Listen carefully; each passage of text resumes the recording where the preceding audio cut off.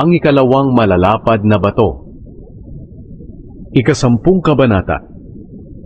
Nang panahong sinabi sa akin ng Panginoon, gumawa ka ng dalawang malalapad na bato kagaya noong una, at umakyat ka sa bundok papunta sa akin. Gumawa ka rin ng kahon na yari sa kahoy. Isusulat ko sa malalapad na bato ang mga salita na isinulat ko sa unang malalapad na bato na biniyak mo, at ilagay mo ito sa kahon. Kaya gumawa ako ng kahon na yari sa akasya at ng dalawang malalapad na bato, gaya noong una, at umakyat sa bundok dala ang dalawang malalapad na bato.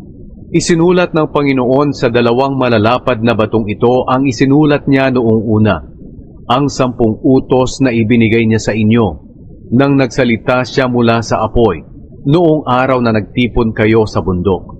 Nang maibigay na ito ng Panginoon sa akin, bumaba ako sa bundok at inilagay ito sa kahong ginawa ko, ayon sa iniutos ng Panginoon, at hanggang ngayon naroon pa ito. Naglakbay ang mga Israelita mula sa balon ng mga taga-Jaakan papunta sa Mosera. Doon namatay si Aaron, at doon din inilibing. At si Eleazar na anak niya ang pumalit sa kanya bilang punong pari. Mula roon pumunta sila sa Gudgoda at sa Jotbata, isang lugar na may mga sapa. Nang panahong iyon pinili ng Panginoon ang lahi ni Levi para sila ang magbuhat ng kahon ng kasunduan ng Panginoon, para maglingkod sa kanyang presensya at para magbasbas sa mga tao sa kanyang pangalan. At hanggang ngayon ganito ang gawain nila. Ito ang dahilan kung bakit walang bahagi o mana ang mga Levita sa lupain, hindi gaya ng ibang mga Israelita. Ang Panginoon ang bahagi nila ayon sa sinabi ng Panginoon na inyong Diyos.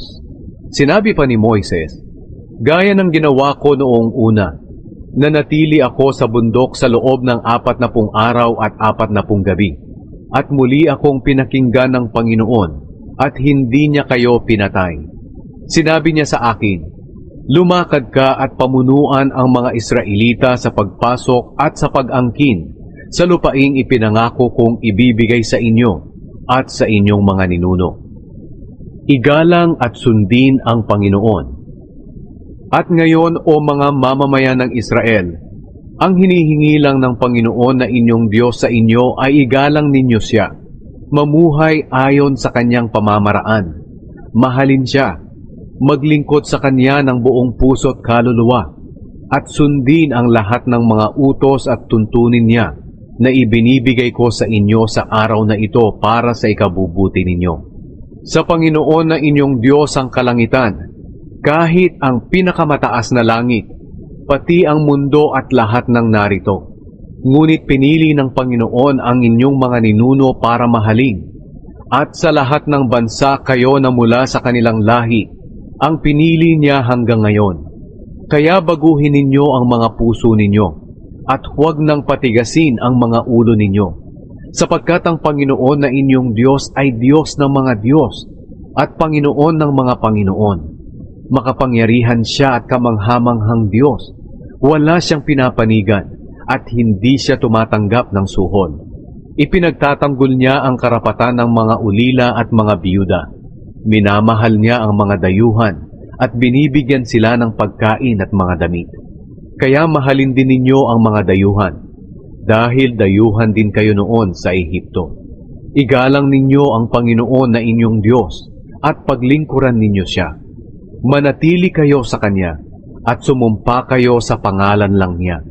Purihin ninyo siya, dahil siya ang Diyos ninyo na gumawa ng dakila at kamanghamanghang bagay na nakita ninyo. Nang dumating ang inyong mga ninuno sa Ehipto, 70 lang silang lahat. Pero ngayon, pinadami na kayo ng Panginoon na inyong Diyos, na katulad ng mga bituin sa langit. Read the scriptures. Isusulat ito para sa susunod na salinlahi, upang sila rin ay magpuri sa Panginoon. Mula sa kanyang banal na lugar sa langit, tinitingnan ng Panginoon ang lahat sa mundo, upang pakinggan ang daing ng kanyang mga mamamayan na binihan, at palayain ang mga nakatakdang patayin.